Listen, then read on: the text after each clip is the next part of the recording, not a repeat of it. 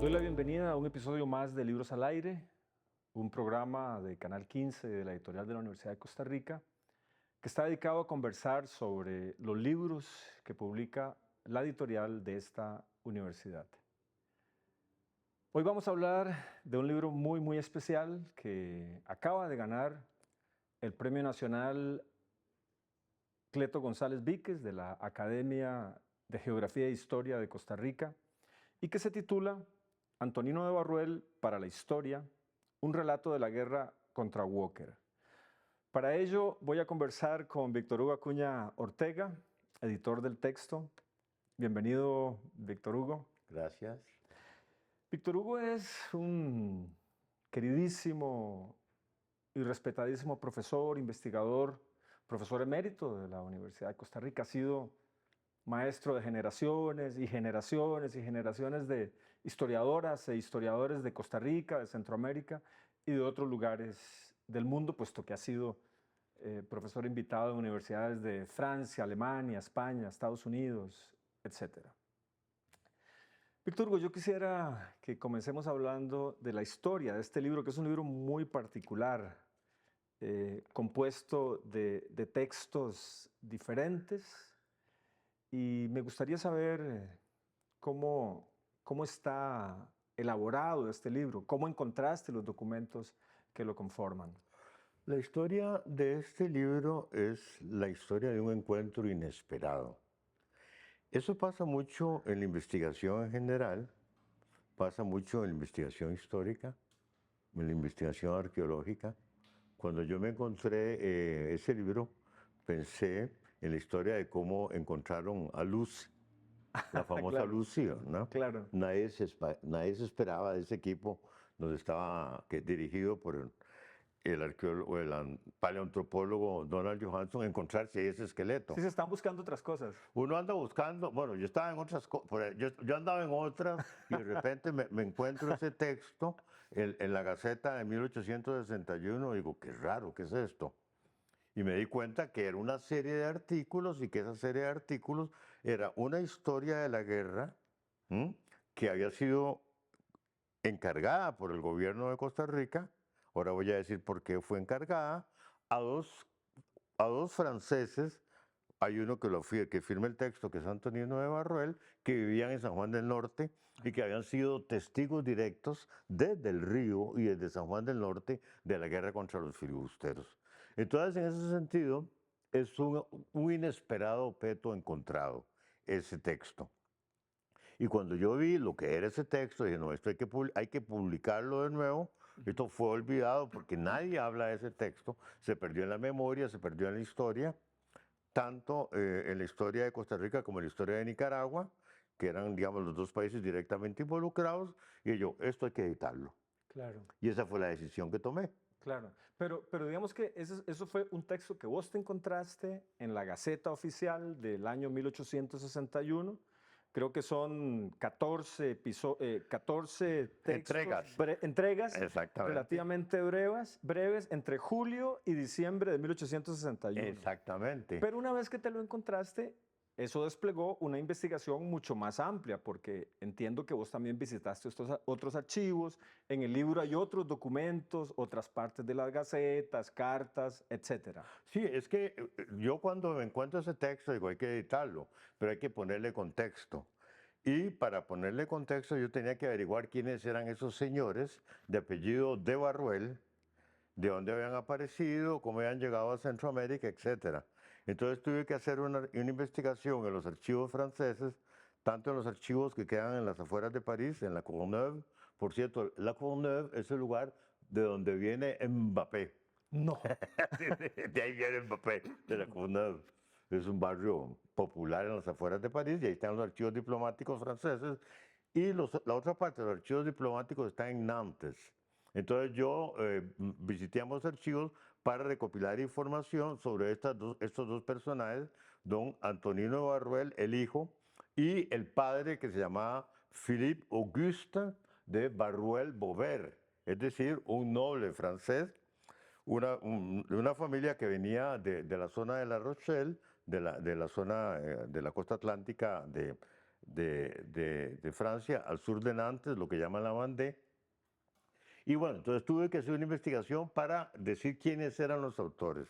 Claro. Pero además no solo tuve que hacer esa investigación para decir quiénes eran los autores, sino también para saber por qué el gobierno de José María Montealegre les encarga de escribir eso. Y luego, cuando me pongo a investigar sobre el tema, descubro que ellos habían tenido relaciones con Juan Rafael Mora durante la guerra. Se habían carteado y todo. Entonces se habían carteado, entonces yo tenía que saber por qué ellos tenían relaciones con Juan Rafael Mora. Entonces, al final, lo que hice fue hacer un estudio introductorio de quiénes eran ellos, qué fue el papel que jugaron tanto en la guerra, antes de la guerra y después de la guerra, qué hacían en San Juan del Norte y en Nicaragua, y después hice un estudio complementario para tratar de entender por qué el gobierno de Costa Rica mandó a hacer ese texto. Y eso es capital. Y de repente, si yo les cuento a ustedes por qué el gobierno de Costa Rica mandó a hacer ese texto, uno descubre algo que a los historiadores nos encanta, que es la actualidad del pasado. Ajá. O sea, no es tan fácil abolir el pasado. Los pasados vuelven, van Sí, y sí. vienen. El pasado es un señor muy necio. Es un muy señor muy necio. caprichoso. Sí. El pasado es un señor caprichoso que de repente se va y de repente vuelve. Por ejemplo, en este caso, ese texto fue encargado por el gobierno de Costa Rica para enfrentar un juicio que le hicieron una serie de ciudadanos estadounidenses respaldados por el gobierno de Estados Unidos por supuestos daños sufridos durante la guerra contra William Walker por esos ciudadanos estadounidenses, incluidos dentro de los ciudadanos algunos filibusteros. Claro, claro. No, no solo ciudadanos estadounidenses, creo que hay algunos nombres, bueno, pudieron ser estadounidenses, pero había algunos nombres castellanos en la Sí, lista. claro, es que, digamos, Yo creo que algunos se pegaron ahí. claro, ahí, como es una demanda contra el gobierno de Costa Rica, ahí se pegan otros intereses, particularmente los Medina, que se sentían afectados porque su banco que habían tratado de montar con Juan Rafael Mora fue cerrado, el proyecto fue acabado por el gobierno de Montealegre. Pero a mí lo que me parece realmente increíble de esa historia es que era los Estados Unidos, digamos, como Trump ahora con su guerra comercial. Los Estados Unidos, hablándole fuerte a Costa Rica, también lo hizo con Nicaragua, para que, digamos, resarciera a sus ciudadanos. Y cuando Costa Rica le dice a Estados Unidos, mire, no, pues que nosotros queremos también demandarlos a ustedes por los daños que nos hicieron durante la guerra, Estados Unidos respondió, no, Eso de no se eso puede. no se habla. De eso Ustedes no se habla. Nosotros los podemos demandar a ustedes, pero ustedes no nos pueden demandar a nosotros. Muy bien, vamos a volver en el siguiente segmento a seguir con este asunto que me parece relevante. Estamos conversando con Víctor Hugo Acuña Ortega en torno al libro Antonino de Barruel para la historia, un relato de la guerra contra Walker. Ya regresamos para seguir conversando sobre esto.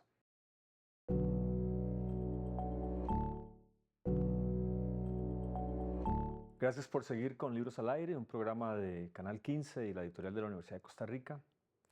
Hoy estamos conversando con Víctor Hugo Acuña Ortega en torno al libro Antonino de Barruel para la historia, un relato de la guerra contra Walker.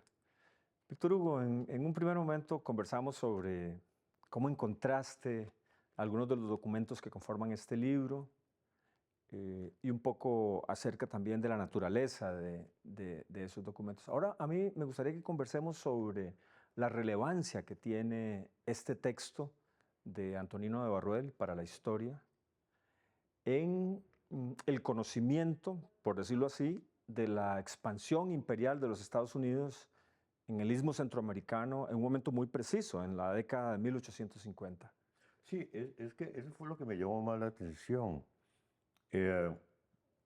Ese libro da una perspectiva diferente de la historia de la guerra contra los filibusteros, porque coloca la aventura de Walker en Centroamérica en el contexto de la llegada de las compañías de tránsito y marítimas a Nicaragua, Centroamérica, y en el contexto de la llegada de los cónsulos estadounidenses y de Estados Unidos a América Central, que venían ya con una perspectiva claramente imperial, claramente de competir con Gran Bretaña por el control de este territorio.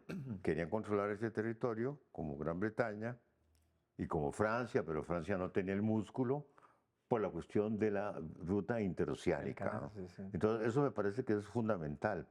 Lo que hacen los Barruel en ese texto, y yo trato de poner de relieve, es decir, que Walker no es un accidente ni un capricho, sino que es, por así decirlo, una vertiente, una dimensión de la expansión imperial de Estados Unidos en América Central. Ya Estados Unidos le había quitado una buena parte de su territorio a México y había construido un espacio continental desde el Atlántico hasta el Océano Pacífico, después de 1848. Y entonces ahora Estados Unidos lanzaba su mirada hacia el sur, considerando que debían jugar un papel importante, debían tener un control sobre la vía interoceánica. Al respecto, había tensiones, debates dentro de la élite política estadounidense y dentro del mundo empresarial. Y una manera de entender el asunto venía del sur de los Estados Unidos, aunque no solo del sur de Estados Unidos, y de agentes como William Walker, que eran agentes privados que querían o favorecían o intentaban la expansión de Estados Unidos en esta parte de América Central. Pero según te entiendo, entonces, esta interpretación crítica que hacen los Barruel de esta expansión imperial choca contra otras interpretaciones, por ejemplo la de los liberales en Costa Rica a finales del siglo XIX, que veían a Walker como una especie ahí de agente privado, extraviado, que no tenía nada que ver con nuestro amigo, el gobierno de los Estados Unidos. Claro, eso digamos es un asunto que se construye a finales del siglo XIX. Toda la argumentación del gobierno de Montealegre, toda la argumentación que hacen los Barruel en ese texto, toda la defensa que hace el representante de Costa Rica, Felipe Molina, cuando hay el arbitraje, es mostrar y probar la responsabilidad de las compañías estadounidenses y la responsabilidad del gobierno de Estados Unidos y de sus agentes, tanto allá en Estados Unidos como en América Central, en la agresión contra Centroamérica que realizó William Walker. O sea que William Walker no era una especie de golondrina que no hacía verano, no, eso formaba parte de un contexto global. Esa es la tesis de los Barruel. Claro, tal vez lo que podemos decir es que Walker no lo hizo bien y se adelantó, o sea, llegó un poco antes de cuando debió haber llegado. Sí, Walker, eso es, Walker, digamos, se adelantó porque la cosa como tenía que ocurrir, ocurrió a partir de finales del siglo XIX, claro. Cuando ya los Estados Unidos construyen su proyecto imperial para el Caribe, América Central, las Filipinas, etc.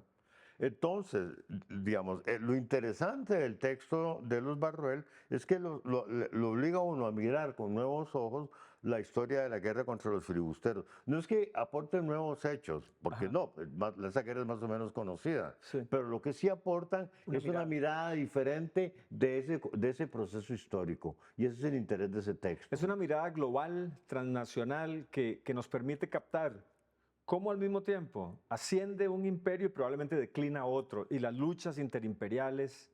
Es así, ¿verdad? Exactamente, porque, digamos, los británicos a partir de determinado momento, digamos que hacia 1855-56, deciden, bueno, le vamos a dejar esto a Estados Unidos porque nosotros tenemos que resolver problemas muy importantes en India, en el en el Medio Oriente, bueno, estaba finalizando la guerra de Crimea, en el Mar Negro, y entonces como que Inglaterra hace una revaloración de sus intereses y dice, bueno, los intereses nuestros no están acá, están más bien en el oriente y no en el extremo occidente, aquí en el Caribe y América Central. Dicho eso, hay que recordar que los británicos se van de acá poquito a poco. Y no es sino hasta finales del siglo XIX que aceptan entregarle la Mosquitia a Nicaragua, y de todas maneras siempre guardaron Belice. Claro. Eso no hay que olvidarlo. Belice se independizó de Gran Bretaña hace 40 años. Entonces me parece que sí, efectivamente, eso lo ven los Barruel, y tal vez yo me permito decir lo siguiente, los Barruel ven eso como para utilizar una expresión popular, con sangre en el ojo. Claro. Porque ellos ven que, ellos tenían intereses. Ellos tenían intereses y ellos esperaban que Francia tuviera otra estatura. pero Francia no tenía esa estatura. El juego era entre Estados Unidos y Gran Bretaña, en donde Francia jugaba un papel secundario en ese juego. Y ellos querían que jugara un papel mayor y evidentemente Francia no lo podía jugar. Y es que estoy olvidando algo que es importante. Los Barruel tenían intereses muy importantes en esta historia porque antes de William Walker y antes de la llegada de los filibusteros a América Central, en 1854, los Estados Unidos bombardearon San Juan del Norte, le metieron fuego y no dejaron piedra sobre piedra, bueno, o qué sé yo, madera sobre madera en San Juan del Norte. ¿Mm? Sí, pero de eso hablaremos ahorita que regresemos. Ok, perfecto. Estamos hablando con Víctor Hugo Acuña Ortega acerca de este libro, Antonino de Barruel para la historia, un relato de la guerra contra Walker. Ya venimos para seguir conversando con Víctor Hugo Acuña.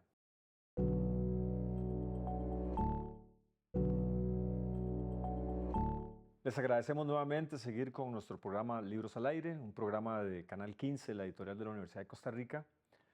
Hoy estoy conversando con Víctor Hugo Acuña Ortega en torno al libro Antonino de Barruel para la historia, un relato de la guerra contra Walker.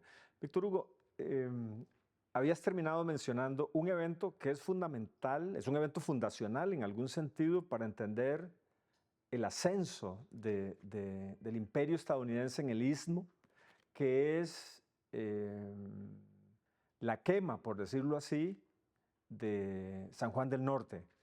Contanos un poco. Sí, eso es sobre interesante. Ese es un evento que ha quedado un poco olvidado en la historia, que fue opacado por la invasión de William Walker y un filibustero que vino previamente o coincidió con la llegada de Walker, Kinney, Henry Kinney, que, bueno, que fracasó y fue completamente desplazado por Walker.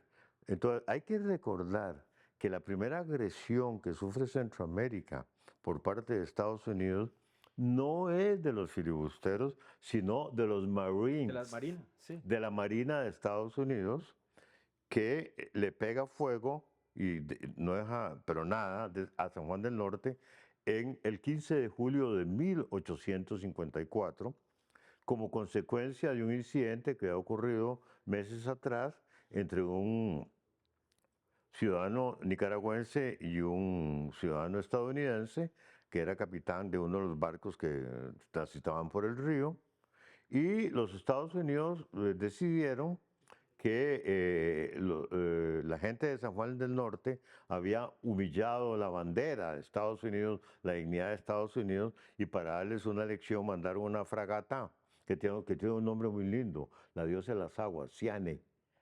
Ciane es la diosa de las aguas griega, ¿no? Bueno, pues mandaron a Ciane a pegarle fuego a San Juan del Norte, y no solo bombardearon San Juan del Norte en primera instancia, sino que además se bajaron y algunos ciudadanos estadounidenses radicados ahí en la región, en la zona, se bajaron con los Marines y con una antorcha le pegaron fuego a todo el pueblo. ¿Mm?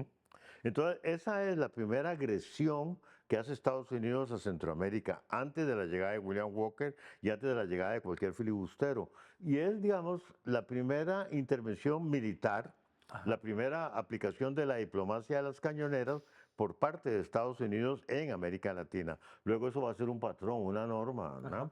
De invasión e intervención, que, bueno, la última importante fue la invasión de Panamá, el bombardeo de Panamá en 1989 para derrocar al dictador Noriega.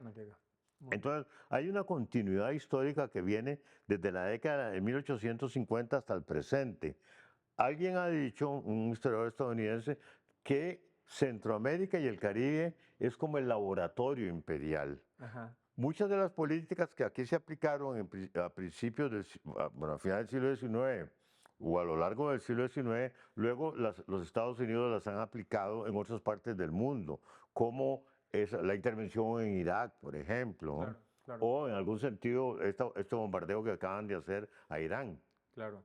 Ahora, Víctor Hugo, volviendo sobre el documento que vos encontraste, aquí hay una cosa particular. Es el ascenso de un imperio, pero da la impresión de que en ese momento a ese imperio le interesa hacer ver que sigue los aspectos formales, legales y administrativos. Aquí este documento es parte de un litigio internacional en el que hay un reclamo. Y sin embargo es un documento solicitado por el gobierno de Costa Rica, pero da la impresión de que al final es un documento inútil en ese proceso. Es que eso es bien interesante. En las relaciones imperiales siempre está de por medio el derecho. O se usa el derecho para usar la fuerza. Claro. En este caso, Estados Unidos le tuerce la mano al gobierno de Costa Rica para ir a ese juicio. Juan Rafael Mora nunca quiso ir al juicio y utilizó una serie de subterfugios para evitarlo. Montealegre no pudo. Sí. O sea, Montealegre hubiera querido tampoco no ir al juicio, pero no pudo. Y entonces piden ese documento para llevar al juicio y luego, curiosamente, yo no lo termino de entender por qué ese documento no fue usado en el juicio, en el arbitraje, y el arbitraje fue increíble porque, sorprendente, porque el arbitraje en sentido estricto lo ganó Costa Rica. Sí. Ahí intervinieron distintos factores, una buena defensa definitivamente, malos argumentos por parte de los supuestamente ofendidos y posiblemente una cierta benevolencia de la parte de Lincoln, que le aseguró al representante de Costa Rica en Washington que él no se iba a meter en ese enredo, que él iba a dejar eso como asunto privado desde el momento en que se establecía el arbitraje, que el arbitraje se desarrollara. Bueno, digamos que el arbitraje obligó a Costa Rica a pagar un monto, pero ese monto era infinitamente inferior al monto previsto. Claro, ¿verdad? el monto era 1,8 millones de dólares y Costa Rica pagó 25,000. Entonces, bueno, sí, aunque Costa Rica pagó esos 25,000 bajo protesta. Pero ahí sí es claro, y eso me parece muy interesante, cómo, digamos, las relaciones imperiales se basan en un amplio repertorio, es una panoplia de recursos que utilizan todos los imperios, desde los romanos, los chinos hace 2000 años, hasta el imperio estadounidense en este momento. Y me parece muy interesante esta observación. En esa panoplia de recursos imperiales, siempre, bueno, la razón imperial es la razón de la fuerza, pero la razón imperial no puede sostenerse en el largo plazo, ni puede legitimarse, ni justificarse si de una u otra manera no recurre al derecho de gentes o al derecho internacional. Yo no estoy diciendo que el derecho internacional no valga nada, pero el derecho internacional, que es un recurso para que los débiles se protejan frente a los fuertes, es un recurso administrado por los fuertes, obviamente. Sí, sí. Sí. Bueno, qué montón de asuntos actuales hay en este viejo documento. Para cerrar nuestra conversación, Víctor Hugo, me gustaría que nos contés qué estás haciendo ahora, cuál es la siguiente investigación, cuál es el siguiente libro. Bueno, ahora estoy terminando un libro, me quedan pocas páginas ya, que es un retrato de la tierra donde nació mi madre hace 100 años. Estoy escribiendo una etnografía, si lo podemos llamar de esa manera. Estoy haciendo un retrato fragmentario, porque no puede ser integral, de cómo era Guanacaste hace 100 años. Y espero terminar ese libro en los próximos meses. Ya lo que tengo que hacer es como retocarlo. Y es mi manera de, como historiador, pero también como hijo y como, no sé si ciudadano, ciudadano puede ser mal interpretado, como estamos pidiendo la independencia, como ciudadano guanacasteco, si ustedes me permiten, rendirle homenaje a la provincia de donde soy originario. No nací allá, pero mi madre nació en Guanacaste y me enseñó a amar Guanacaste y por eso estoy haciendo esto. Muy bien, pues yo espero que en un año estemos aquí conversando con Víctor Hugo Acuña sobre ese nuevo libro que viene. Mientras tanto, muchas gracias por esta conversación sobre este libro, Antonino de Barruel para la historia, un libro que les recomiendo buscar y leer de inmediato. Gracias. Muchas gracias. Gracias.